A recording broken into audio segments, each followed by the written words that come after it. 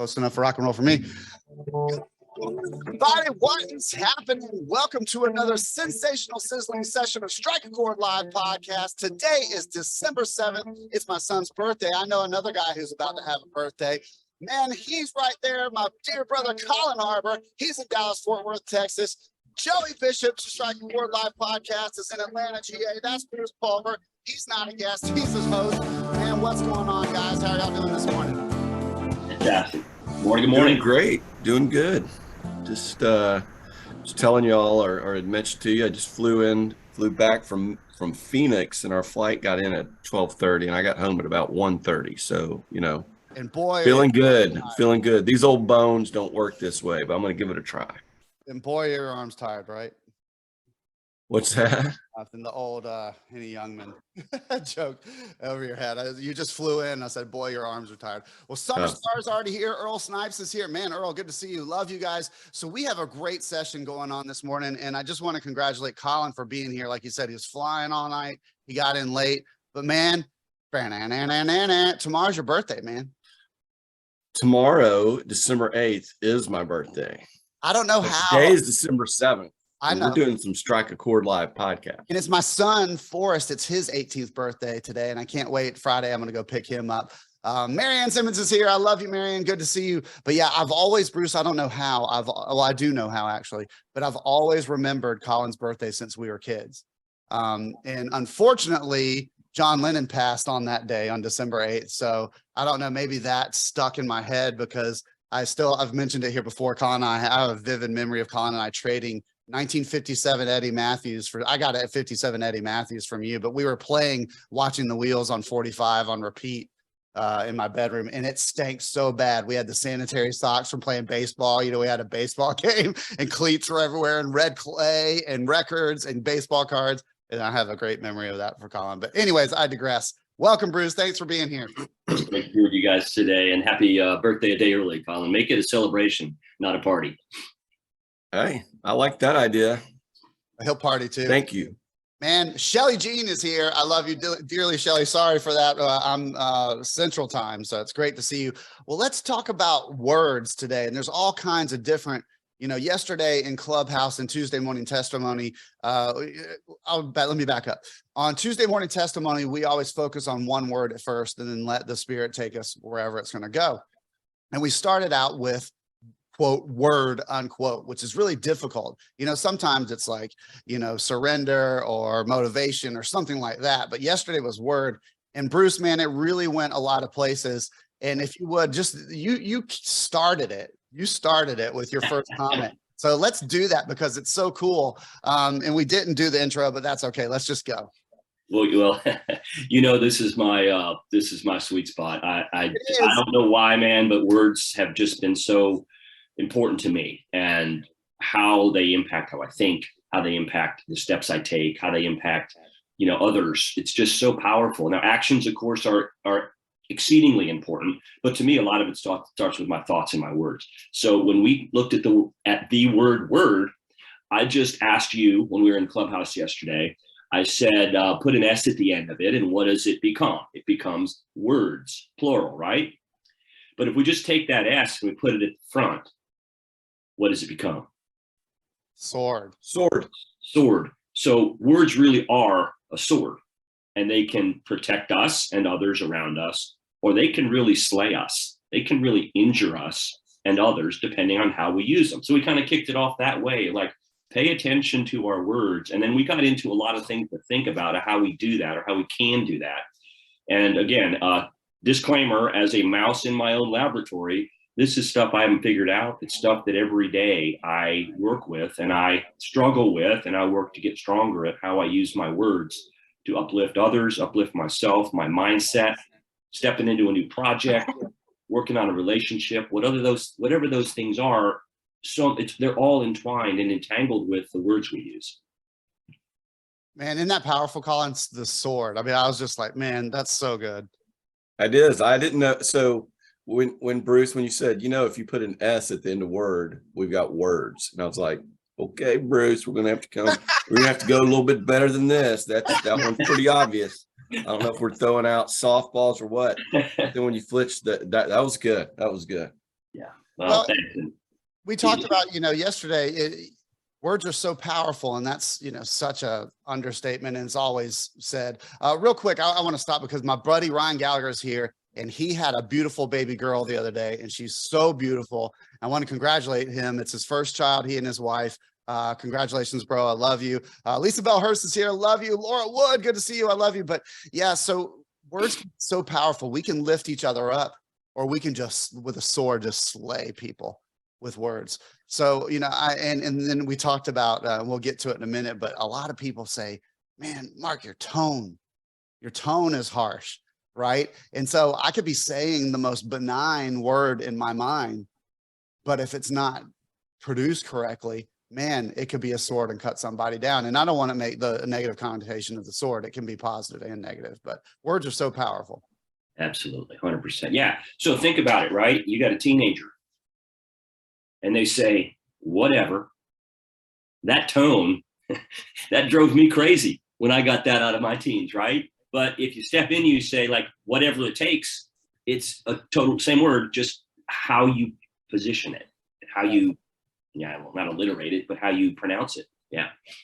Well, I said before we started, I was like, man, probably nobody from Tuesday Morning Testimony is going to be here. And our dear sister, Tamara Andrus, is here. She's like, Bruce, such a great continuation of the conversation. So we love you, Tamara. Colin, of course, she was on here the other day, but man, she's like top one of my favorite people. So it's really good to have Tamara here. And we have a great time every Tuesday. I mean, we have multiple rooms in Clubhouse in FounderCon. So we'll talk about that in a little bit. She says, woo, woo.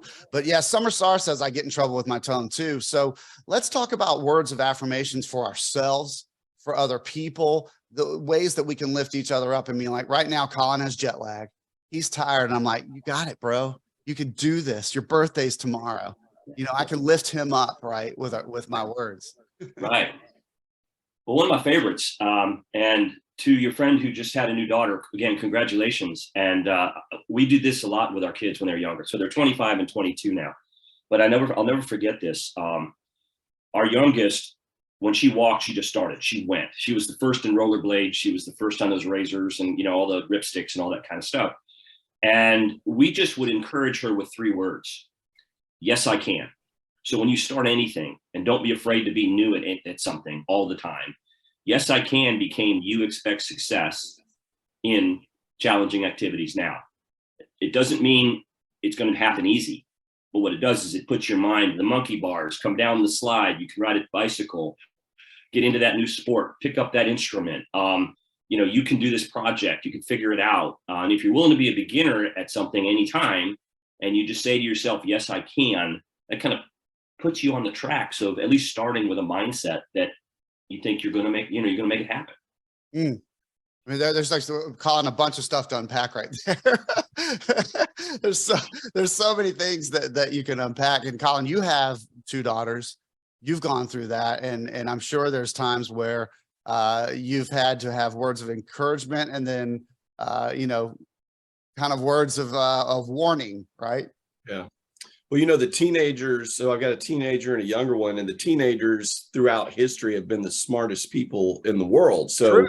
Luckily they're smart, or just as smart now as they've always been. So yes, we do have some great conversations with my teenager, and then the younger one wants to be a teenager, and words are very important in our conversations, no doubt. I'm sorry, I'm plugging my computer back in. I remember there's some times where you've had, where your daughters have been in soccer, and Bruce's daughter is in soccer, and there's been things where they were disappointed about a call or something like that. And it's funny, we're talking about kids right now, how in sports we can go, oh, that ref cost us the game.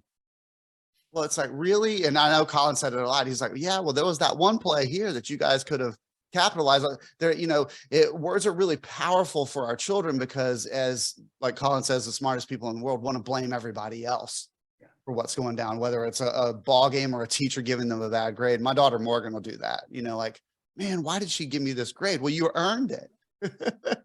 Because you missed 5 questions. Right. But I meant this.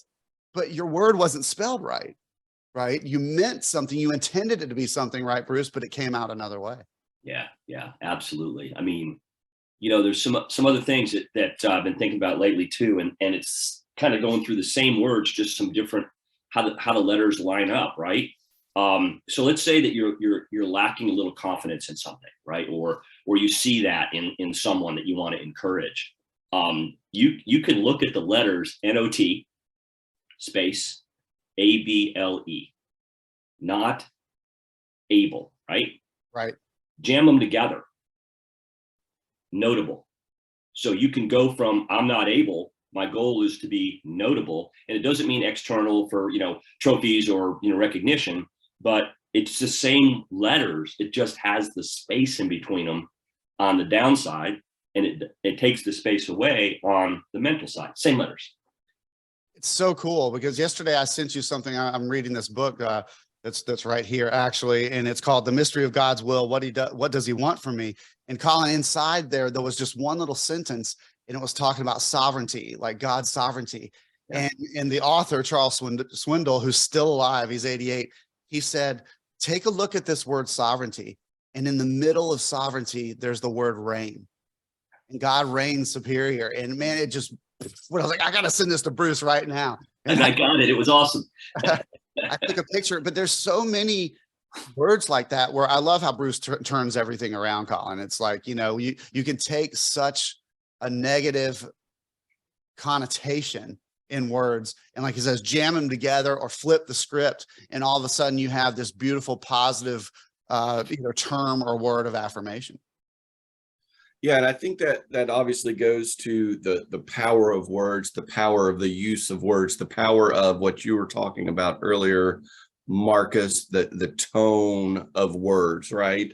And I know we were kind of going to let this go with the flow, but when we talk about the words being a sword, going back to that, I think that's one that resonates with me, because a lot of times people use words to hurt the ones they love, right? Or to try to cut. I mean, to cut, they use words to cut, right? We all do it. Some people will say they don't do it and maybe don't do it anymore, but everybody does it. And it's usually to the ones you love the most, right? It's usually to the ones closest to you. And,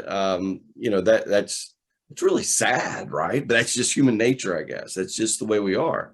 But we use words in most cases, or words combined with action to do that. Absolutely. It's amazing. It takes 10 positive reinforcements to offset one negative comment. I mean, think about, do you remember the compliment, or do they called it, what's the Oreo compliment, right? You say something encouraging in a review of an employee or something, or a performance, and then you give the middle piece, which is where we could improve. And then you end it with, yes, but, what do you remember? You remember that white, sweet, sugary inside that was the downside. I mean, I don't know about you guys, but I do. I mean, that's just how we're wired, and the studies say that. So, not that we don't want to be encouraging and lift folks up and have clarity around things where we need some improvement or some growth, but man, the words we choose are so important. Yesterday I told that story. You're right. You're so right about the little boy and his dad, where Colin, this little boy, goes up to his mom, and he's mad because she won't let him do whatever it is that he wants to do. And he's like, I wish you weren't my mom. And the dad says, hey, come here for a second. He's like, go grab that bag of nails and a hammer and let's go out to the backyard. And they go out to the backyard, and he says, take 100 nails and hammer them into the fence, but don't hammer them in all the way. Just hammer them into where they stick. And he says, come get me when you're done. And so the kid hammers in the 100 nails, and then he goes and gets his dad. Dad comes back. He says, all right, pull every one of them out. He says, what? Pull every one of them out, put them back in the bag, and when you're done, come get me. So he does. He pulls every one of them out. And when he comes back, the dad goes, see the holes in the fence? Those are the scars of your words. And that one statement to your mom created those 100 scars. And it's so true. Like what you just said, I've never heard that stat, Bruce, about that. It takes 10 affirmations, 12 affirmations to. So where the dad said to the son, your one cutting comment created 100 scars in your mom. And he's like, fill them in, make them perfect again. You can't do it, right? It doesn't matter how much you tell somebody you're sorry. And I'm like the worst. I'm the most guilty out of anybody of this, because I could be really cutting in my words. And I work every day at 50 years old to not be that way. But folks, let's focus on being positive. Like that's what this whole session is about. That's why we do Strike a Chord live podcast. And that's why Bruce writes above the chatter, your words matter, is to encourage people, because one word, one cunning comment will create 100 scars inside of that person. And real quick, I want to acknowledge Keith Calloway. I love you, bro. He's like, I'm traveling today and finally get to hear it live. Love you, Keith. I know Bruce does too. And thank you so much for being here, bro. But yeah, isn't that story powerful? Yeah, absolutely. And you know, the thing about it, okay, so what kind of obligation do we have if we are, you know, hit by some words that cut, right? I mean, we can't say, you know, woe is me, and you know, how do we turn that into a wow is me, right? How do we or return the cutting comment, you know? Yeah, why would we want to do that? Right. That, you know, 2 cuts just make more blood, right? Right. Why would you want to do that? So, but what does it create, right? It creates a scar. And if I don't know about you guys, but when I look at a scar, I've had a few, the skin over the scar just appears to be stronger and more resilient than the skin that's not near the scar. So I just looked up, I'd written this word. When did I write it? I wrote it, in 2020, December 3rd, I wrote it, the word scars. So let's flip that, right? Because we're not always going to get the best words at us, right? And if we've got that situation where we let it get to us, what can we do? How can we build on the scar, using it as a stepping stone, not a stumbling block, you know, of that word, right? So scars surpass the pain of the cuts. The scar actually, the pain is gone when the scar is typically there, right? So we have to kind of get through that, and it builds. That's the SC. Can't reach greatness without them. We have to have some scars in our life in order to grow and reach our greatness. The A is awaken the forgotten victories. If you look at a scar, you know you've come through something, right? You have healed physically through something. That's the A. The R is reminder of the struggle's value. You know, in the moment, the scar, the cut really hurts, right? There's the bruise, it's down to the bone level sometimes, right? There's swelling, you know, there's the stitches possibly and all of that. But it is a reminder when you look down at that scar of the value of that struggle. And then the S is it's straight. I think a scar strengthens the heart, mind, and spirit if we allow it to. So it's how we take, you know, obviously our words, how we're treating others, but we can't control what comes in at us. And if we look at a scar as an experience of growth, not as a resentment, then we learn something from it. Ooh, yeah. There's so many takeaways in this conversation, but let's. You said something a minute ago, like how do we respond to those negative words? I mean, my instant response from the time I knew Colin at 7 years old all the way up until a few years ago was to come back at somebody, right? Ooh, I've got a better one. I'm going to one up them, right? So how do we handle that situation? Somebody's pointing their finger at you saying, you screwed up, you're a loser, you'll never be nothing, you got nothing. You know, how do we positively flip that script, Bruce? Man, I'm not sure I've got you on the spot. I know. Hey, just solve that for the world. Yeah. Okay. Right. So here we go. And so this is where you put the credit card number. No, I'm kidding. I don't have that answer, except I can tell you how I've tried to deal with that in my life. Right. You're right. It's so easy to, you know, go right to the tongue and just react backwards. Right. So what can we do? I mean, perfect world, right? We pause. We say, wait a minute, time out. Okay, let it come in, right? I don't know, Marcus, where that's coming from. If it's coming from you, of course it wouldn't. I don't know where it's coming from. You know, it could be me, right? It could be something that we didn't communicate well. I didn't do the job. I played the tune in the wrong key, the wrong tempo, you know, whatever the thing is that someone's upset about. But I don't know where they're coming from. I might be the 7th thing that, you know, crapped on them that day. And I just had to be I was the person on the other end, and it was an over response. So maybe, can I pause? Can I look at read the room? Can I look at the entire picture maybe a little bit more? But then also, can I place my ego at the door and receive something in that might be of value for me if I come on the other side of it and it does become a scar? I'll never forget that situation, right? But can I make it better because of it? It may not be right now, right? I may have to cool off. We call it in our house, we call it the 24-hour rule.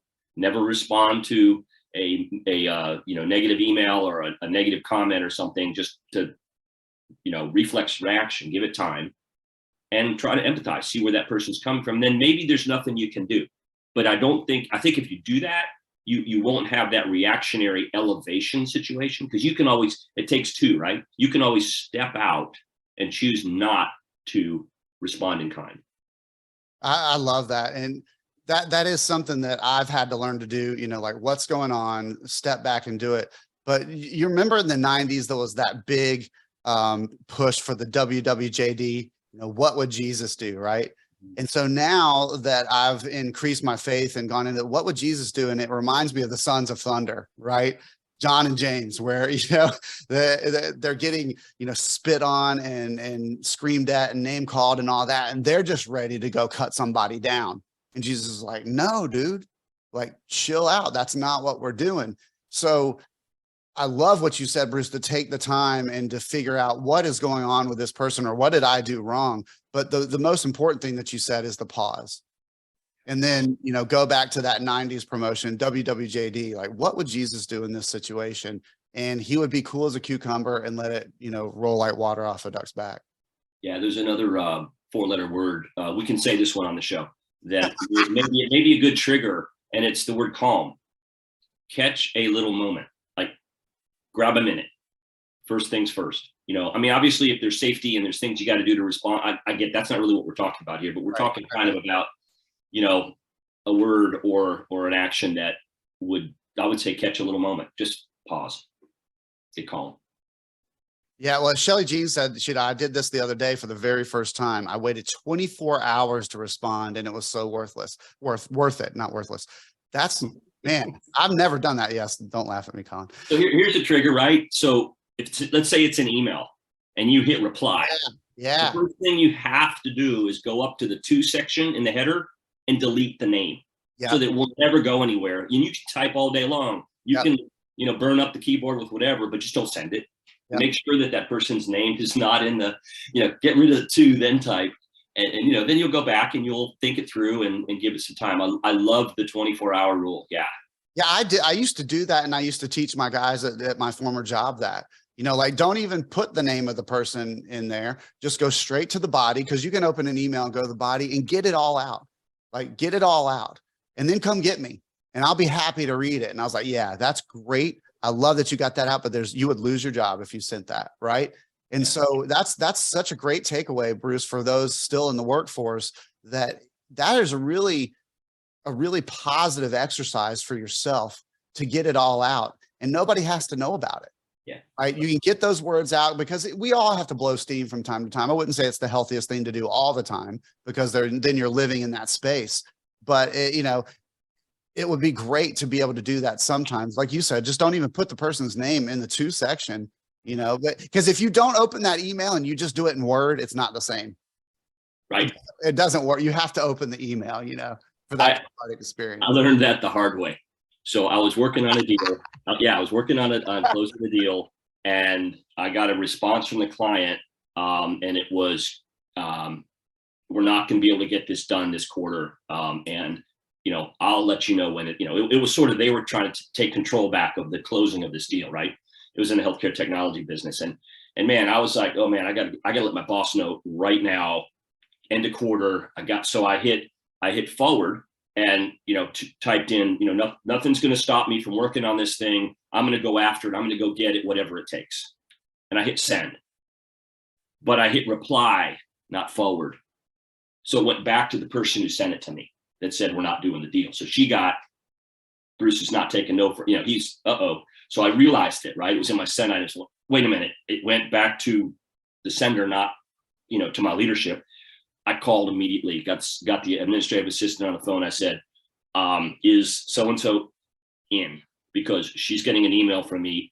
I have to talk to her. So we were able to fix it right then, just have the conversation. And, she was good about it, but it was like, oh my God, what just happened? So that's when I learned to hit the delete button, not even think I'm forwarding, not even think I'm replying, and just give it some time. Then very tactically determine who it's going to. Yeah, I know we're getting a little bit off track here, but I had that happen at my former job, where a guy put in the notes field about the client, and it was really bad. I mean, cuss words, derogatory and everything. And there was a check box to where it showed up on the invoices. Oh my. So when the client ordered something, it had this dissertation, so don't do that, people, and I love this. Allison Ann Ferguson just said, who I dearly love, just said word. And that's what we said yesterday. Like the word can be, a confirmation to somebody, because those of us who lived through the 80s and Cameo and Word Up and Word, people still use it. So there's so many different directions you can go, Colin, with the word. And, yesterday, I mean, it was on my heart like all week to choose word as the focus point of Tuesday Morning Testimony. And I tried to change it. Like, I was like, this is going to be very difficult to discuss. And God kept bringing me back. No, this is what you're going to talk about. And it was probably the most influential, inspirational Tuesday Morning Testimony we've had, because we focused on the word, which is the most important, and then words of how we treat each other, words of affirmation to ourselves. And then, we talked about Bruce's book, Above the Chatter, Words That Matter, and that's in the comment field, and I'll put it in there again. Yeah, Allison Ann Ferguson said language is everything. That's true. It's so true. So what do you think, Colin? No, I think it's good. What's that? You're so tired. I think no, I am tired, but that's okay. People are tired. People are tired all the time. I was thinking about the email story because, I've got a couple of those too. I'm not going to share them, but those are like the worst. But, Abraham Lincoln, they used to write letters and then take them over to the fireplace and burn them. Yeah, so he'd get all his thoughts out on paper about how he, would cut people down and all that, and then take it over to the fireplace. So it's the same concept. But no, like I said, I word, when we talked about this yesterday, or when we texted about this, I was thinking this could go a bunch of different ways. And I liked where we started with the sword. But there's so many examples in your story, your illustration of the holes in the fence. And, that's one of the things to always think about is a lot of words, you can never fill the holes again, right? You can never fully fill the holes again, maybe is the way. And what's the point? What are we trying to gain by cutting somebody down at this point?